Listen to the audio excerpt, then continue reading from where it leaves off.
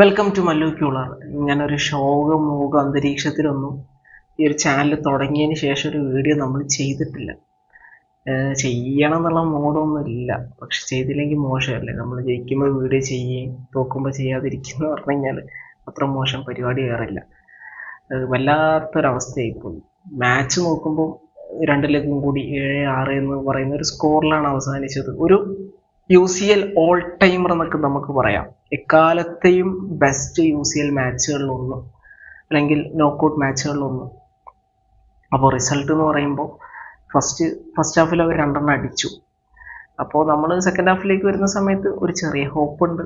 പിന്നെ സെക്കൻഡ് ഹാഫിലേക്ക് വരുമ്പോൾ നമ്മൾ ചേഞ്ചസ് ഒക്കെ പ്രതീക്ഷിച്ചു. പക്ഷെ പെട്ടെന്ന് തന്നെ ഫ്ലിക്ക് ചേഞ്ചസ് കാര്യങ്ങളൊന്നും വരുത്തുന്നില്ല. ആൻഡ് ഫൈനലി നമ്മൾ ആ കംബാക്ക് പുൾ ചെയ്തു.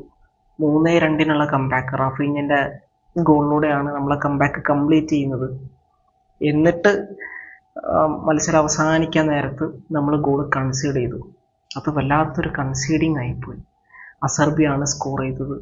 അസർബി ഡിപ്രഷനും ക്യാൻസറൊക്കെ ഡിഫീറ്റ് ചെയ്ത് വന്നിട്ടുള്ളൊരു മനുഷ്യനാണ്. അതും എനിക്ക് തോന്നുന്നു UCL അദ്ദേഹത്തിൻ്റെ ഫസ്റ്റ് ഗോളാണ്. What a time to score. അങ്ങനെ ആൾ ടീമിനെ 3-3 എത്തിച്ചു. ആൻഡ് ഫൈനലി അവർ 4-3 എത്തുന്ന ആ ഒരു ഗോളും സ്കോർ ചെയ്തു. അങ്ങനെ വിക്ടറി അവരെ സൈഡിൽ സീൽ ചെയ്തു. ഗ്രേറ്റ് പെർഫോമൻസ് ആണ് 2 ടീമും പുറത്തെടുത്തിട്ടുള്ളത്. ബാഴ്സൻ്റെ സൈഡ് നോക്കുകയാണെങ്കിൽ നമ്മൾ ഡിഫൻസീവ്ലി മോശമായിരുന്നു. ഞാൻ പറഞ്ഞു വരാം. മിഡ്ഫീൽഡിലേക്ക് വരുന്ന സമയത്ത് ഫ്രങ്കി എനിക്ക് അത്ര വലിയ കുഴപ്പമില്ലാതെ കളിച്ചു എന്നാണ് തോന്നിയത്. പെഡ്രി വലിയ കുഴപ്പമില്ല. പെഡ്രി ഗ്രൗണ്ടിലുള്ളപ്പോൾ നമുക്ക് ടെമ്പോ കൺട്രോൾ ചെയ്യാനെങ്കിലും പറ്റുന്നുണ്ടായിരുന്നു. പെഡ്രിനെ സബ് ചെയ്തതിന് ശേഷം നമുക്കത് പറ്റുന്നില്ല. കളി കംപ്ലീറ്റ്ലി നമ്മുടെ കയ്യിൽ നിന്ന് പോയി. ആ ഒരു എക്സ്ട്രാ ടൈമിൻ്റെ സെക്കൻഡ് ഹാഫിലേക്കൊക്കെ എത്തുന്ന സമയത്ത് നമ്മുടെ കയ്യിൽ ഒന്നുമില്ലായിരുന്നു. പിന്നെ ഫൈനൽ തേർഡിലേക്ക് പോകുന്ന സമയത്ത് ലെഫ്റ്റ് സൈഡിലും റൈറ്റ് സൈഡിലൊക്കെ നമുക്ക് left wing back right wing back ഒന്നും പ്രോപ്പറായിട്ട് ഇല്ലാത്തതുകൊണ്ട് തന്നെ നമുക്ക് എന്താ പറയുക, പല സമയത്തും റാഫീഞ്ഞ ഐസൊലേറ്റഡ് ആയിരുന്നു ലെഫ്റ്റ് സൈഡിൽ കളിക്കുന്ന സമയത്ത്. പിന്നീട് റാഫീഞ്ഞ ആ ഒരു നമ്പർ 10 റോളിലേക്കൊക്കെ, അല്ലെങ്കിൽ കുറച്ചുകൂടി റൈറ്റ് സൈഡ് ഓറിയൻറ്റഡ് ഒക്കെ ആയിട്ട് വരുന്നുണ്ട്. യമാലിന് സപ്പോർട്ട് കൊടുക്കാനും ആ ഒരു സെൻട്രൽ ഏരിയാസിലേക്ക് ആൾ വരുന്നുണ്ട്. അപ്പം റാഫീഞ്ഞക്ക് കുറച്ച് ഇമ്പാക്റ്റ് ഒക്കെ കൊണ്ടുവരാൻ വേണ്ടി പറ്റി. And Yamal was super. Yamal അടിപൊളിയായിരുന്നു.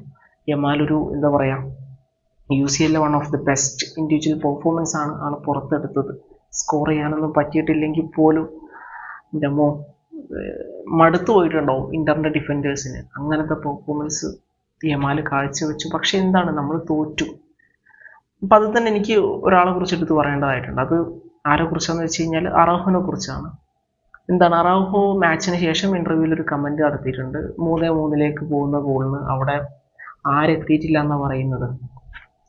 ജെറാർഡ് മാർട്ടിൻ എത്തിയിട്ടില്ല എന്നാണ് പറയുന്നത്. എന്താണ്, ഇയാളൊരു ക്യാപ്റ്റൻ അല്ലേ? ഒരു ക്യാപ്റ്റൻ മാച്ച് തോറ്റതിന് ശേഷം പറയേണ്ട വർത്താനാണത്. പ്ലെയർ എത്തിയിട്ടില്ല, അതുകൊണ്ട് ഗോൾ കൺസിഡർ ചെയ്തു. പിന്നെ അവസാനത്തെ ഒരു ഇത് എക്സ്ക്യൂസ് ഒന്നുമല്ല. ഈ ചെങ്ങായിക്ക് ഇതല്ലാതെ വേറൊന്നും പറ്റൂല. ഗ്രൗണ്ടിലേക്ക് വന്നിട്ട് ഒരുമാതിരി ദുരന്തം പെർഫോമൻസ്. ജെറാർഡ് മാർട്ടിൻ എന്ന് പറഞ്ഞാൽ ഫസ്റ്റ് ടീമിൽ കളിക്കാൻ ക്വാളിറ്റി ഇല്ലാത്തൊരു പ്ലെയറാണ്. ആ പ്ലെയർ കഷ്ടപ്പെട്ട് എങ്ങനെയൊക്കെ ഇവരൊക്കെ തടഞ്ഞു വെച്ചിരുന്നതാണ്. ഇയാൾ വന്നിട്ട് ഒരു അടുപ്പിലെ മാർക്കിങ്. അസർബിന്റെ പിന്നാമ്പുറത്ത് പോയി മാർക്ക് ചെയ്യാനാണെങ്കിൽ എന്തിനാ ഡിഫൻഡർ? അസർബിന്റെ ബാക്ക് പിടിക്കാനല്ലല്ലോ. അസർബി ബോൾ തൊടുന്നത് തടയാൻ വേണ്ടി പറ്റണ്ടേ? പിന്നെ എന്തിനാണ്? എന്നിട്ട് അവിടെ 3-3 പോകുന്ന ഗോളിനും മൂപ്പര് സ്റ്റാച്ചു ആയിട്ട് നിന്ന്, 4-3 പോകുന്ന ഗോളിനും മൂപ്പര് സ്റ്റാച്ചു ആയിട്ട് നിന്ന്, എന്നിട്ട് ജെറാർഡ് മാർട്ടിനായിട്ട് ഉണ്ടാക്കാൻ വരാം. മാർട്ടിൻ ഭയങ്കര സംഭവം എന്നല്ല പറയുന്നത്. ഇവിടെ കുറച്ച് മെച്യൂരിറ്റി കാണിക്കും. എന്തായാലും അറാഹോന്റെ ബാഴ്സ ചാപ്റ്റർ ഓവർ ആവുമെന്നാണ് ഞാൻ കരുതുന്നത്. വെച്ചോണ്ടിരിക്കേണ്ട കാര്യമൊന്നുമില്ല. ഒന്നും മൂപ്പർക്ക് ബാഴ്സ കളിക്കാനുള്ള ക്വാളിറ്റി ഒന്നുമില്ല. ഓൺ ദ ബോൾ ഒന്നും അത്ര വലിയ ക്വാളിറ്റി ഒന്നുമില്ല. വേറെ എവിടെയെങ്കിലുമൊക്കെ പോയി കളിച്ചോട്ടെ. ബാഴ്സയിൽ നിർത്തേണ്ട കാര്യമൊന്നുമില്ല. എനിക്ക് തോന്നുന്നത് ഈ ട്രാൻസ്ഫർ വിൻഡോയിൽ ഫസ്റ്റ് 10 ദിവസം റിലീസ് ക്ലോസ് ആക്ടിവേറ്റ് ആവും. ആക്ടിവേറ്റ് ചെയ്യുമ്പോൾ തന്നെ വിട്ട് കളഞ്ഞേക്കണം. ടീമിൽ വെക്കുന്നതുകൊണ്ട് അർത്ഥമുണ്ടെന്ന് എനിക്ക് തോന്നുന്നില്ല.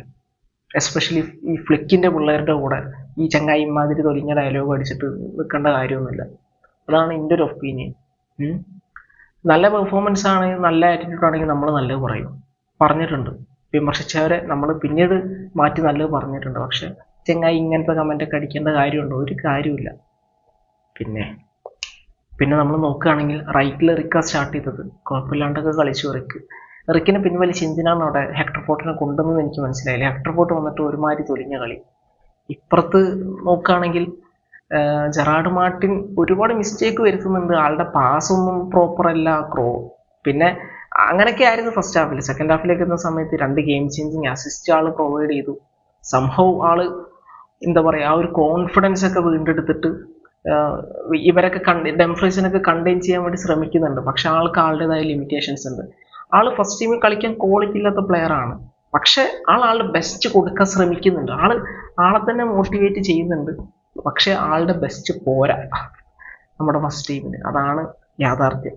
അത് നമ്മുടെ ടീമിന്റെ മാനേജ്മെന്റ് സൈഡിൽ നിന്നുള്ള ഒരു മിസ്റ്റേക്കാണ് ഈ ഒരു പ്ലെയറെ നമ്മൾ കീപ്പ് ചെയ്തു എന്നുള്ളത്. പ്ലെയർ ഇപ്പൊ ഈ ഒരു സിറ്റുവേഷനിൽ ആള് ബ്ലെയിം അർഹിക്കുന്നുണ്ട്, സത്യമാണ്.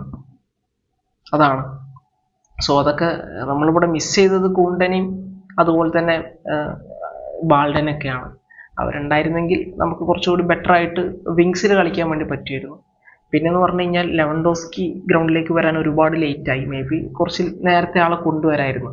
പിന്നെ ഇറങ്ങിയിട്ടുള്ള ഗോൾ മാത്രം സുഖമുള്ള ഒരു പെർഫോമൻസ് അല്ല തന്നിട്ടുള്ളത്. ഗോൾ മാറ്റി നിർത്തി കഴിഞ്ഞാൽ പിന്നെ എനിക്കറിയില്ല. പിന്നെ മാച്ചിൽ കുറേ ഇവൻസ് ഒക്കെ ഉണ്ട്. ഇപ്പം അവർ പെനാൾട്ടി നേടിയെടുത്തു. പിന്നെ എനിക്ക് തോന്നുന്നു നമ്മൾ 3-3 ഗോൾ വരുന്ന സമയത്ത് ഡംഫ്രീസ് നൈസായിട്ടൊന്ന് ജെറാർഡ് മാർട്ടിനെ ചവിട്ടിയിട്ടാണ് ആ ബോളും കൊണ്ട് പോകുന്നത്. അപ്പം അവിടെ ഒരു ചെക്കൊക്കെ നടത്തണമായിരുന്നു. അതൊന്നും നടത്തിയില്ല. കോൺട്രവേഴ്സീസ് ഉണ്ട്. പക്ഷെ പറഞ്ഞിട്ട് കാര്യമില്ല, നമ്മൾ തോറ്റു. But we fought well.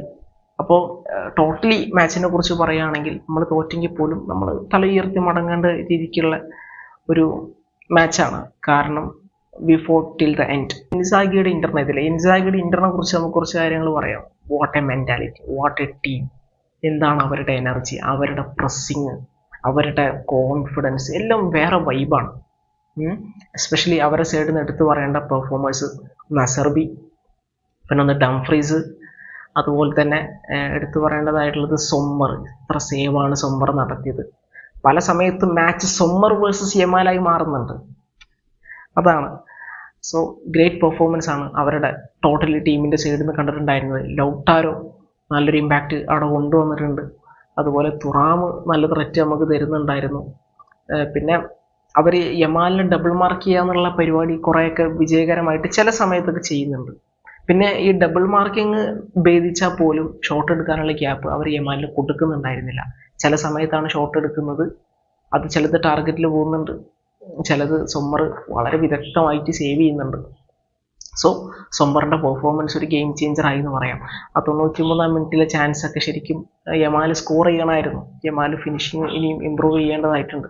17 വയസ്സായിട്ടുള്ളൂ. Improve ചെയ്യാനുള്ള അവസരമുണ്ട്. അത് ആള് ചെയ്യണം. സോ നമ്മളെ സംബന്ധിച്ചിടത്തോളം UCL എൻഡ് ആയിട്ടുണ്ട്. UCL അടിക്കുന്നൊക്കെയുള്ള ഒരു പ്രതീക്ഷ അവസാനം മനസ്സിൽ കയറിയിട്ടുണ്ടായിരുന്നെങ്കിൽ പോലും സ്വാഭാവികമായിട്ടും നമ്മുടെ മനസ്സിൽ കയറും. പക്ഷേ ഇന്ററാന്ന് പറഞ്ഞപ്പോൾ നൈസായിട്ടൊക്കെ താഴ്ത്തി വെച്ചതാണ് പേഴ്സണലി ഞാൻ. കാരണം ഇന്റർ അത്രയും സ്ട്രോങ് ആയിട്ടുള്ള ടീമാണ്. എന്നെ സംബന്ധിച്ചിടത്തോളം അവരാണ് UCL ഫേവറേറ്റ്സ് എന്നുള്ളത്.